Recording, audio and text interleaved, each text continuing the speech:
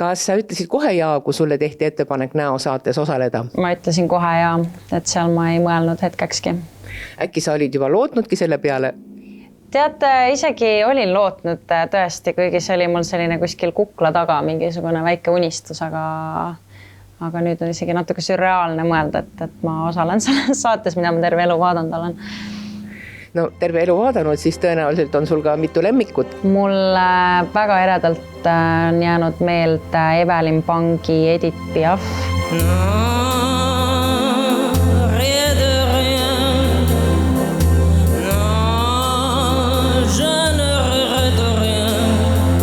Ja mul on väga hästi meeles Tanel Padari, Tina Turner.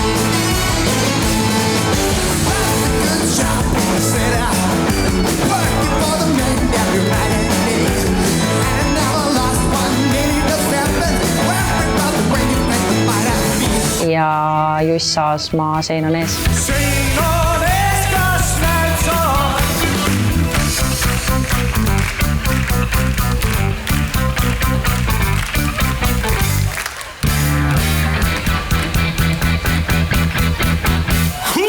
Artiste, keda saates parodeerida võiks, on päris palju, leiab Ann-Marlen. Võib-olla mehe tegemist ma natuke pelgan, aga jah, Amy Winehouse on võib-olla üks, kes on väga äge. Võib-olla keda välja tooksin. Tänavu veebruaris saavutas Ann-Marlen Eesti Laulul looga Külm 3. koha. Kas sul on külm, kui rebin ennast lahti? Ainus asi, mida teadnud, kas sul on ka? Ta on läbinisti muusikute perest, tema vanaisa on elupõline estoonlane Arne Mikk, isa Estonia turundusjuht Rein Mikk, ema ooperilaulja Angeelika Mikk ja seda loetelu võiks jätkata. Kuidas sulle loominguga praegune seis on? Loominguga on sellised lood, et peale Eesti Laulu oli mingi aeg selline pikem loomepaus, ma kogusin inspiratsiooni ja siis nüüd ma olen kuidagi tagasi sinna reele saanud, et kirjutan uut muusikat ja just hiljuti tuli singel välja. Sa oled väga palju oma valu pannud oma lauludesse, kas nüüd on ka mingeid rõõmsamaid noote? Juba pikalt täitsa tegelikult kirjutan rõõmsamatest nootidest, et mu esimene album rääkis mu sellisest hingeteekonnast. Ann-Marleni puhul torkab kõrva, et tema viimaste aastate lood on eestikeelsed.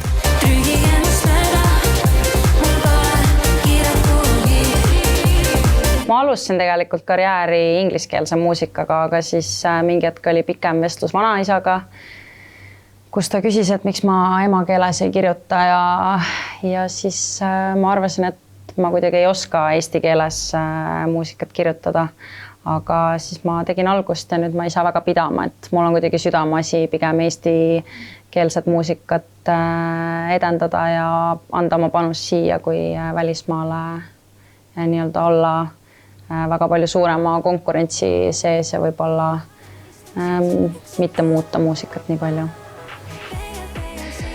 Artistid sageli ikkagi loodavad ka välismaal läbi lüüa. Kuidas sul nende mõtetega on?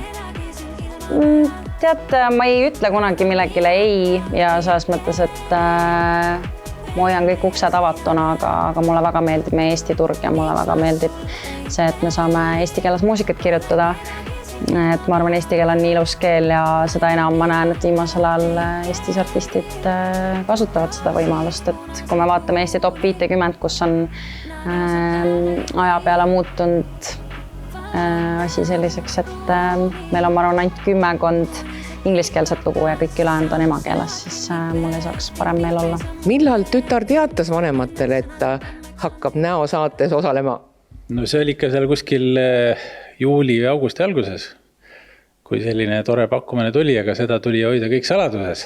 Nii et päris keeruline, tahtis ikka mõnikord seda, kuna see on ikkagi nii äge asi, et siis tegelikult oleks tahtnud väga paljudele seda juba rääkida, aga suutsime hoida. Millisele kohale Ann-Marlen tuleb? Tahaks, et võidaks, aga minu arust on üks väga oluline asi, et lisaks sellele meelelahutusele ja saatele on ta tegelikult ju väga oluline asi, hea tegevus. See võistlemine on muidugi alati väga oluline seal, aga see ei ole kõige tähtsam. Isa loodab, et tütre hoogne looming jätkub. Tahaks ju, et võib-olla tuleb uus plaat välja ja Eesti Laulul ta sellel aastal ei osale, selle ta ütles juba kohe ära, kuigi me mõtlesime, et aga miks mitte, aga ta ütles, et tal oli selle külmaga juba oma niuke pikk side, et vaatab siis järgmine aasta äkki. Et tuleb teha veel parem lugu. Ja praegu on seal tööd nii palju, et lihtsalt võib-olla ei olnud aega. Ka suvi oli Ann Marlenil väga töine ja kontserdirohke. Me oleme üritanud Angeelikaga kõik suuremad kontserdid, Treski, Võnge, Võsu rannafest igal pool kohal olla ja üritame ka nii palju, kui aega lubab ka salvestustel käia, et tegelikult on ju tore, kui oma inimesed saalis kaasa elavad ja võib-olla sõrvega näitavad, et kuidas siis läks, et tegelikult see oma inimeste toetus on hästi oluline. Ann Marlen on täitnud siin-seal ka näitleja rolle, kuid Estonias mänginud Pipit juba 15 aastat, 11. eluaastast saati.